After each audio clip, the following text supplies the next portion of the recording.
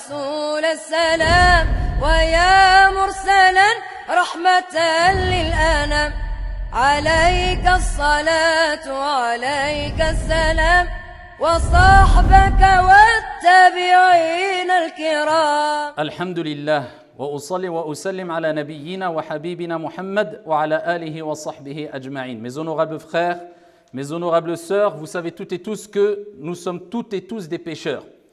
Al-Kamalu Lillah, la perfection appartient à notre Seigneur Tabaraka wa Ta'ala. Nous ne sommes pas des anges, soit, et Dieu ne nous a pas dit d'atteindre la perfection. Parce que Al-Kamalu Lillah, nous faisons des erreurs, nous sommes faibles, et Dieu l'a rappelé maintes fois dans le Coran, et à titre d'exemple lorsqu'il dit « Wa khuliqal insanu da'ifa ». L'être humain a été créé faible. Mais le problème qui se pose aujourd'hui, peut-être plus qu'avant, comme on va le voir bi'idhnillah azza wa jal, le problème ce n'est pas de commettre un péché, ou disons, le plus gros problème, le plus grand problème, le plus grave des problèmes, ce n'est pas de commettre un péché ou des péchés. C'est pire que cela, plus grave que le péché. Qu'est-ce que c'est ? C'est de minimiser, ou encore de banaliser, ou encore de ne pas reconnaître le péché comme étant un péché. Et ça, c'est un grave problème. Et je dis, c'est un problème qui s'est répandu peut-être plus aujourd'hui qu'autrefois. Mais l'histoire se répète quelque part. Parce que plus nous avançons dans le temps, et plus il y a une certaine banalisation des péchés. Donc c'est pour cela qu'il faut bien comprendre une chose. C'est que si tu veux te réformer, et la première étape, si tu veux te rapprocher de ton Seigneur après avoir fauté, après avoir glissé, après avoir trébuché, après être tombé, après s'être trompé, si tu veux te soigner et te réformer, c'est de reconnaître ta maladie. C'est de reconnaître le péché comme étant un péché. Et de ne pas minimiser les péchés avec ces fameuses paroles qu'on entend de plus en plus aujourd'hui. Oh, faut pas exagérer. C'est pas grave. C'est rien. Il y a pire. Pourquoi je vous ai dit précédemment que l'histoire se répète lorsque je parle de ces paroles que je viens de citer? Eh bien parce que imaginez-vous que déjà à l'époque de Anas ibn Malik, vous savez c'est qui Anas ibn Malik? Un grand compagnon, parmi les plus grands des compagnons, qui faisait partie des compagnons les plus proches du prophète Mohammed alayhi salatu wassalam, et très longtemps, et qui a bénéficié de l'invocation du prophète sallallahu alayhi wa sallam, jusqu'à ce que Allah subhanahu wa ta'ala lui a permis de vivre approximativement 100 ans, 100 années. C'est ce qui lui a permis de voir des comportements que d'autres compagnons n'ont pas vus à travers les comportements des tabi'in. C'est-à-dire il a vécu lors du vivant du prophète, il faisait partie des compagnons du prophète alayhi salatu wassalam, Anas ibn Malik, mais quand le prophète est mort, eh bien d'autres générations sont venues, une autre génération, ce qu'on appelle la tabi'in, d'accord, ceux qui ont succédé les compagnons. Eh bien lui il a vécu tellement longtemps qu'il en a vu plein. Et donc il a vu plein de comportements différents. Et quand il a vu, déjà à son époque, alors qu'on parle des 3 premiers siècles qui ont reçu l'éloge du prophète alayhi salatu wassalam. Vous savez que le prophète a dit Khayrun nas qarni, thumma alladhina yalunahum, thumma alladhina yalunahum. Les meilleurs des gens, ce sont ceux de mon époque, donc les compagnons. Ensuite, la deuxième génération, d'accord, ceux que Anas a vus. Ensuite, la troisième. Avec cela, alors que c'était une génération pleine de pieux, Anas, quand il a vu les années passées et certains comportements se détériorer quelque part, certaines pratiques eh bien, être un peu déformé, être un peu négligé. Anas leur a dit à son époque, il y a à peu près 14 siècles, qu'aurait dit Anas à notre époque? C'est pour ça que je vous dis l'histoire se répète, et plus on avance dans le temps, et plus on voit une certaine banalisation des péchés. Il dit, vous commettez des péchés, il dit ça à son époque, des péchés, et vous les considérez aussi fins qu'un cheveu. Alors qu'à l'époque du prophète Mohammed sallallahu alayhi wa sallam, quelques mois, voire quelques années en arrière, on les considérait comme al-mubiqat, c'est-à-dire al-muhlikat, les destructrices. Des péchés qui détruisent la foi, des péchés qui détruisent la vie. Et vous les considérez comme aussi fins qu'un cheveu. Il s'adresse à des pieux de l'époque. Enfin, à une époque où il y avait beaucoup de pieux. Qu'est-ce qu'il aurait dit à Anas à notre époque? Ou à travers les réseaux sociaux maintenant, parce qu'il y a une certaine banalisation. Donc, il y a une époque, il n'y avait pas les réseaux sociaux, on ne pouvait pas voir tout ce qu'on voit aujourd'hui. Donc, les gens, même quand ils commettaient du mal, on n'était pas trop au courant. Si je parle juste simplement, moi, d'accord, on n'est pas très vieux, mais quand même, on a atteint la quarantaine. Ben, si on revient déjà juste quelques années en arrière, on peut dire que, eh bien, les gens qui commettaient certains péchés, il y a des années en arrière, même s'ils commettaient des péchés, ils avaient honte, ils se cachaient. Parce qu'ils savaient que c'était chouma, c'était un peu honteux, ça ne se faisait pas, c'était pas bien.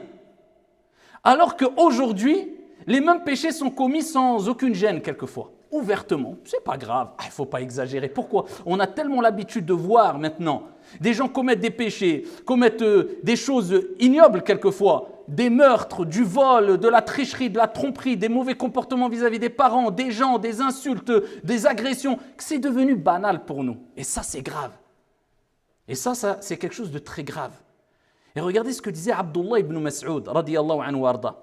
Il différencie entre le croyant, même s'il fait des péchés. Je vous répète, ce n'est pas le plus grave de faire des péchés, mais c'est de banaliser les péchés ou de dire non, ce n'est pas un péché. Tu te voiles la face. Là, c'est grave. Abdullah ibn Mas'ud, il montre la différence entre celui qui banalise le péché et celui qui craint son Seigneur et qui sait que le péché, ça peut détruire. Et il disait, le croyant, c'est celui qui se comporte comme s'il était face au péché, il donne une image, face au péché, il se comporte comme s'il était sous une montagne, au pied d'une montagne, et il craignait, il regardait la montagne, il craignait que cette montagne s'effondre sur lui. Voilà comment le croyant doit voir les péchés. Je vois un péché, j'ai peur. Ce péché, il va avoir des conséquences très graves. D'accord? Il a un certain goût sucré au début, mais après le goût est très amer. Après, tu le regrettes.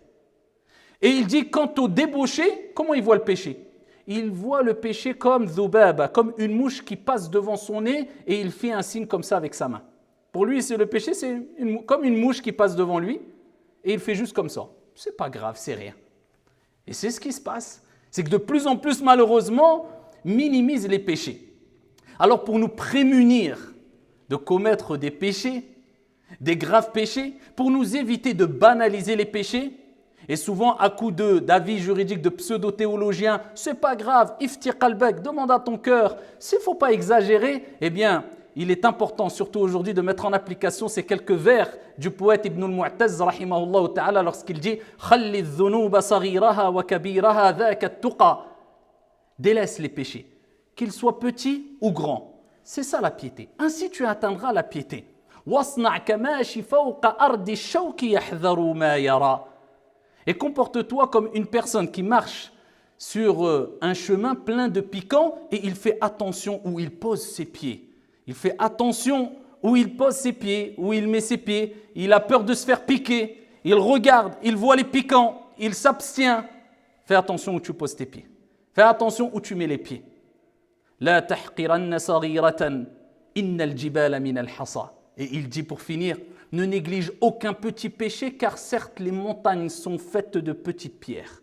Je répète encore une fois, plus grave que le péché, c'est de minimiser le péché ou de ne pas reconnaître un péché comme étant un péché. Amma commettre des péchés, on fait tous des péchés, nous ne sommes pas des anges.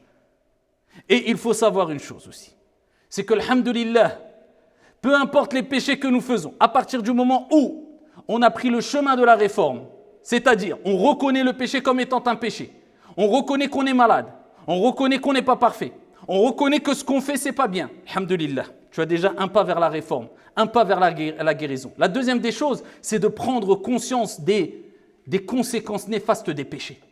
Et que les péchés, ça va te détruire à petit feu. Et c'est pour cela que le prophète sallallahu alayhi wa sallam nous a dit, celui qui commet un péché, Allah inscrit un point noir dans son cœur. Quand tu commets un péché, il y a un point noir dans ton cœur. Et il dit, si il cesse et il se repent, eh bien, le cœur est poli. Subhanallah. Quand on a l'habitude de dire un cœur blanc. Un cœur blanc, c'est quoi? C'est un cœur salim, c'est un cœur sain, pur, de toutes choses mauvaises, de la rancœur, de la haine, de l'amour des péchés, du mal, etc. C'est ça un cœur sain. Et pour cela, il faut polir son cœur. Et comment on polit son cœur? Eh bien, en se repentant. Ce n'est pas en se repentant quelquefois. Non, multiplions le repentir. Inna Allah yuhibbu tawwabin. Le shem, al-wazn, qui a été utilisé ici en langue arabe, désigne ceux qui ne se repentent pas une seule fois ou deux fois, mais qui le font souvent. Tout le temps, tu te repens. Astaghfirullah wa atubu ilayk. Astaghfirullah wa atubu ilayk. Le prophète, il dit, tu fais un péché, un point noir dans le cœur.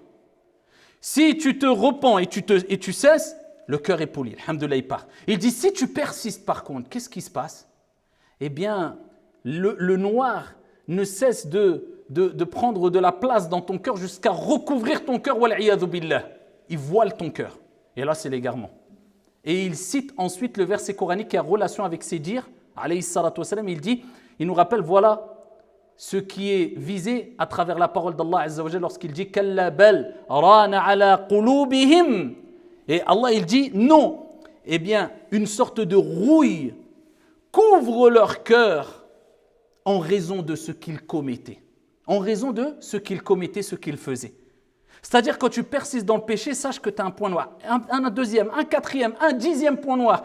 Et plus tu as des points noirs, et plus l'adoration qui est un plaisir devient un poids et une corvée. Wal'iyadhu billah. As-salah, elle est lourde. Lire le Coran, oh, c'est comme si tu portais une montagne. Faire du bien, donner une sadaqa, oh ta main elle est lourde, oh, je ne vais pas donner autant. Faire le bien, et voilà, tout devient lourd pour toi. Et qu'est-ce qui devient facile et léger pour toi? Bien, tout ce que l'âme à la base aime. Prendre du bon temps, la paresse, se laisser aller, les plaisirs qui n'ont pas de cadre, je dis bien, parce qu'il y a des plaisirs qui sont bien sûr illicites, mais des plaisirs sans cadre, commettre des péchés, des excès, voilà, tout ce qui va à l'encontre de ce que Allah veut pour toi et tout ce qui va provoquer des conséquences néfastes et peut-être te détruire. Parce que n'oublie pas, les compagnons disaient que les péchés peuvent détruire. Ils savaient, ils avaient pris conscience de cela. Si tu as compris cela, alhamdulillah, sache une chose, c'est que la porte du repentir est ouverte. Et elle restera ouverte tant que nous n'avons pas atteint les grands signes de la fin des temps, à savoir parmi eux, eh bien, le fait que le soleil se lève de l'endroit où il se couche. C'est-à-dire qu'aujourd'hui, demain, après-demain, tant que ce n'est pas la fin du monde et tant que ce n'est pas la fin de ton monde, tu as toujours ton âme dans ton corps, tu es toujours vivant, la porte du repentir est ouverte. Peu importe les péchés que tu as commis. Par contre, il faut regretter ce qu'on a fait. Avoir la ferme résolution de ne plus recommencer. Abandonner le péché et demander pardon à Allah subhanahu wa ta'ala. Et Allah azza wa jal, il nous appelle ses serviteurs bien que nous avons commis des péchés. Il nous dit قُلْ يَا عِبَادِيَ الَّذِينَ أَسْرَفُوا عَلَى أَنفُسِهِمْ لَا تَقْنَطُوا مِنْ رَحْمَةِ اللَّهِ إِنَّ اللَّهَ يَغْفِرُ الذُّنُوبَ جَمِيعًا إِنَّهُ هُوَ الْغَفُورُ الرَّحِيمُ. Dis, ô mes serviteurs, qui avez commis des péchés, des excès à vos propres détriments, ne désespérez pas de la miséricorde d'Allah. Allah pardonne tous les péchés. À partir du moment où tu as rempli les conditions, c'est pour cela. Occupe-toi de toi. Et sache que du jour au lendemain, tu peux t'égarer et qu'on commet tous des péchés. Donc on doit s'occuper de notre propre âme et passer du temps à se réformer et demander pardon à Dieu plutôt que de s'occuper de un tel a fait, un tel a dit, un tel est pieux, un tel n'est pas pieux, un tel a... Occupe-toi de toi. On a déjà beaucoup à faire avec notre propre personne. Alors ne perdons pas notre temps à nous occuper des choses mondaines qui sont futiles. Je ne dis pas simplement mondaines, mais futiles ou des gens alors que nous avons déjà beaucoup de choses à faire. Et n'oublie pas que viendra ce jour, le jour des comptes, Yawmul Hisab, le jour où les gens seront rassemblés dans Ardul Mahshar, la terre du rassemblement, et ils ressusciteront avant cela. Et ils se posteront devant Allah subhanahu wa ta'ala et on leur présentera leur livre et on leur dira Iqra kitabak, lis ton livre et tout ce que tu as fait de bien et de mal eh bien sera mentionné dans le livre et les gens diront malheur à moi mais qu'a ce livre à ne rien omettre de mentionner parce qu'Allah jalla wa ala dit faman ya'mal mithqala dharratin khayran yarah wa man ya'mal mithqala dharratin sharran yarah. Celui qui a fait le poids d'un atome de bien le verra et celui qui a fait le poids d'un atome de mal, le verra au jour de la résurrection. Donc ne néglige rien. Et les gens, quand ils voudront prendre la fuite le jour des comptes, Aïna al-mafar, kalla la wazar. Où est l'issue? Où est la fuite? Pas de fuite. Et quand des gens penseront qu'ils en auront terminé, alors que Dieu n'aura pas terminé avec eux au jour de la résurrection, et ils voudront partir, Allah dit dans le Coran, waqifuhum, arrêtez-les. Arrêtez-les, dira aux anges, arrêtez-les. Ils vont être interrogés. Le compte n'est pas fini. Il durera très longtemps. Parce que dans ta courte vie, tu en auras fait des choses. Donc, tâche à faire le maximum de bien selon tes capacités et au mieux. Et ne néglige aucune mauvaise action et ne néglige aucune bonne action. هذا وصلوا وسلموا رحمكم الله على نبي المختار كما أمركم بذلك جل وعلا حينما قال إن الله وملائكته يصلون على النبي يا أيها الذين آمنوا صلوا عليه وسلموا تسليما. اللهم صل وسلم وزد وبارك على عبدك ورسولك محمد وعلى آله وصحبه أجمعين.